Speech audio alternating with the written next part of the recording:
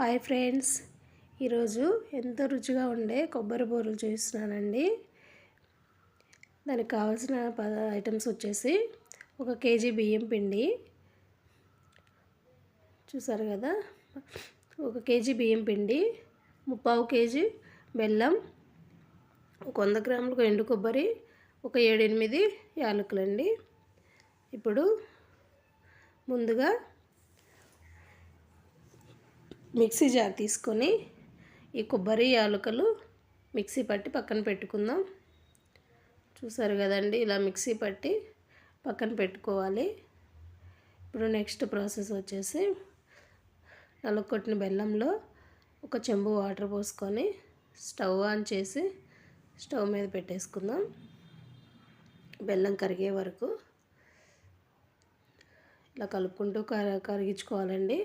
ఈ కరిగిన బెల్లాన్ని ఒకసారి వడకట్టి మళ్ళీ స్టవ్ మీద పెట్టి పాకం పట్టుకోవాలి. వడకట్టడం వల్ల ఏదైనా చిన్న చిన్న నలకలు ఉంటే పోతాయి. శుభ్రంగా కరిగిపోయిందండి. కరిగిన తర్వాత ఇప్పుడు వడకట్టి మళ్ళీ స్టవ్ మీద పెట్టుకొని పాకం పట్టుకుందాం.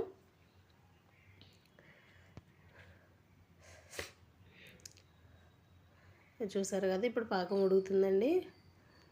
ఇది అరిసెల పాకం లాగా ముదురు పాకం అట్లా ఏం అవసరం లేదు, లైట్గా వస్తే సరిపోతుందండి. కొంచెం ఆయిల్ లాగా కొంచెం చిగటగా వస్తే సరిపోతుంది. ఇప్పుడు ముందుగా మిక్సీ పట్టి పక్కన పెట్టుకున్న కొబ్బరి తురుము వేసుకుందాం. కొబ్బరి తురుము వేసి బాగా కలిపి ఇప్పుడు నెక్స్ట్ వచ్చేసి బియ్యం పిండి కొంచెం కొంచెం పోసుకుంటూ కలుపుకుందాం. ఉండలు లేకుండా కలుపుకోవాలండి. కొంచెం కొంచెం పోసుకుంటూ ఇలా కలిపేసుకుందాం. చాలా ఈజీ అండి చేసుకోవటం, ఒక్కరైనా చేసేసుకోవచ్చు.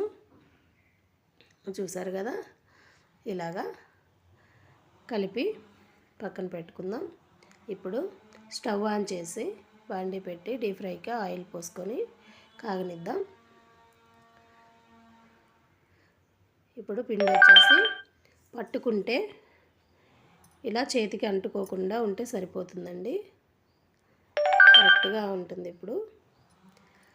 ఇప్పుడు కవర్ తీసుకొని ఆయిల్ పూసుకొని ఇలా వత్తుకొని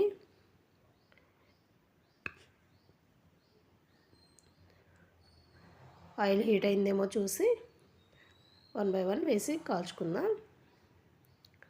హీట్ అయిందండి.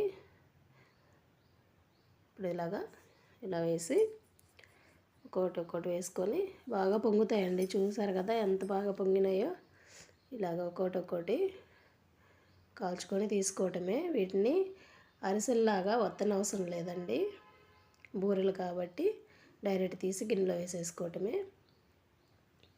చాలా ఈజీ అండి, ఒకసారి ట్రై చేయండి.